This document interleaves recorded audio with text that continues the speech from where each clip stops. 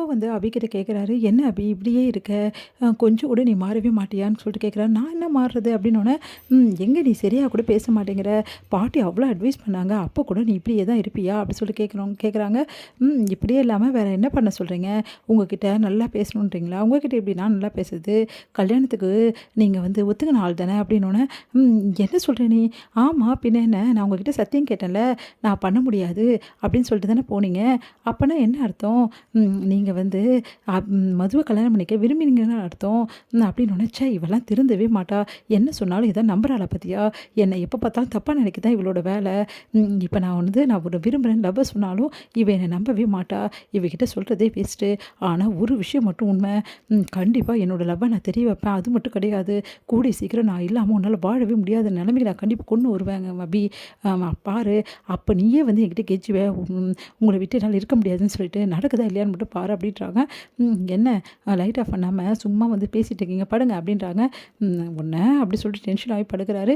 அடுத்த நாள் வந்து எங்கே போனார் இவரு அப்படின்னு சொல்லும்போது காலைல காஃபி போட்டு எடுத்துகிட்டு வராரு. என்னாச்சு எதுக்கு காஃபி போட்டு எடுத்துகிட்டு வரீங்கன்னொன்னே, ஏன் நீ தான் காஃபி போட்டு கொடுக்கணுமா? ஏன் நான் கொடுக்கக்கூடாதா? இன்னைக்கு நான் போடுற காஃபி தான் நீ குடிக்கணும் அப்படின்றாரு. அதை கேட்டுட்டு வந்து என்ன புதுசாக இருக்கு. இப்போ நீ குடிக்க போறியா இல்லையா? நீ போட்டு கொடுத்தா நான் குடிக்கிறேன்ல அதே மாதிரி நான் போட்டு கொடுத்தா நீ குடி அப்படின்றாரு. அதை கேட்டுட்டு ஒன்றும் புரியலையேன்னு சொல்லிட்டு சரி ஓகே அப்படி சொல்லிட்டு குடிக்கிறாங்க. "என்ன எதுவுமே சொல்ல மாட்டேங்கிற?" அப்படின்னு சொன்னேன். "என்ன சொல்லணும்? நல்லா இருக்கு, நல்லா இல்ல அப்படிலாம் பாராட்ட மாட்டியா அபி?" அப்படின்னோன்னே, நல்லா தான் இருக்கு" அப்படின்றாங்க. இப்ப நான் சொன்னோன தான் பாராட்டுறல்ல? நான் ஒண்ணும் பாராட்டலையே, நல்லா இருக்குன்னு தான் சொன்னேன்." இவள அப்படி சொல்லிட்டு டென்ஷன் ஆகுறாங்க. அடுத்து வந்து சரி நான் இன்னைக்கு புதுசா ஒரு டிஷ் பண்ணி குடுக்கலாம் அபிக்கு அப்படி சொல்லிட்டு அவரே டிஷ் பண்றாரு. அப்போ வந்து அபி வந்து, "என்னங்க நடக்குது இங்க?" அப்படின்றாங்க. ஏன் நான் பண்ணக்கூடாதா?" அப்படி சொல்லிட்டு பண்றாரு. உடனே வந்து அனு வந்து, "ஆமா அபி நானே கேட்டேன். ஆனா ராகவ் வந்து நான் கண்டிப்பா நான் தான் சமைப்பேன்" அப்படி சொல்லிட்டு சமைக்கிறாரு. எவ்வளோ சொன்னாலும் கேட்க மாட்டேங்கிறாரு அப்படின்னோன்னே, எல்லாமே புதுசா தான் இருக்கு. இவரோட கதை என்னன்னு தெரியலையே அப்படின்றாங்க. அடுத்து வந்து என்ன பண்றாரு, இங்க வந்து அபியும் ராகவும் வந்து போறாங்க. அப்ப என்ன பண்றாரு, கரெக்ட்டா அபிக்கு வந்து அங்க இருக்க கிஃப்ட்லாம் வாங்கி குடுக்குறாரு.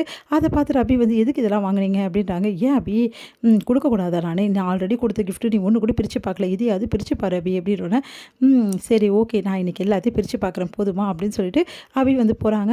பார்த்தா ஒரு கிஃப்ட்டா பிரிச்சு பார்க்க அவங்களுக்கு வந்து ஒண்ணுமே புரியல. ஏன்னா எல்லா கிஃப்ட்டும் டிஃப்ரெண்ட்டா வந்து குடுத்துருக்காரு. இதெல்லாம் பார்த்துட்டு ஒண்ணும் புரியாம, "எதுக்கு இதெல்லாம் பண்றாரு இவரு?" அப்படின்னு கேட்குறாங்க.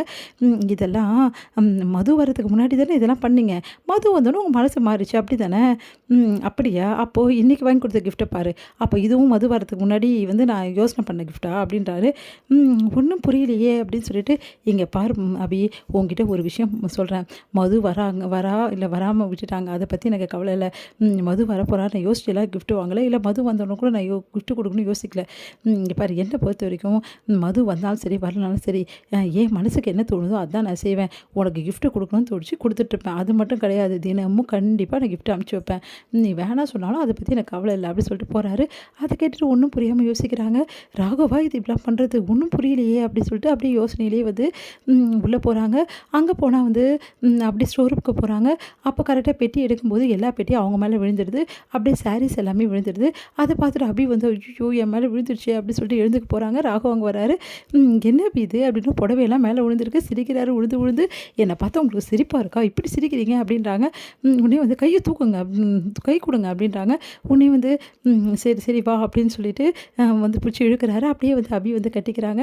ஒருத்தர் ஒருத்தர் தன்னறியாம அப்படியே வந்து கொஞ்ச நேரம் அப்படியே பார்த்துட்டே இருக்காங்க அபியும் ராகவும்.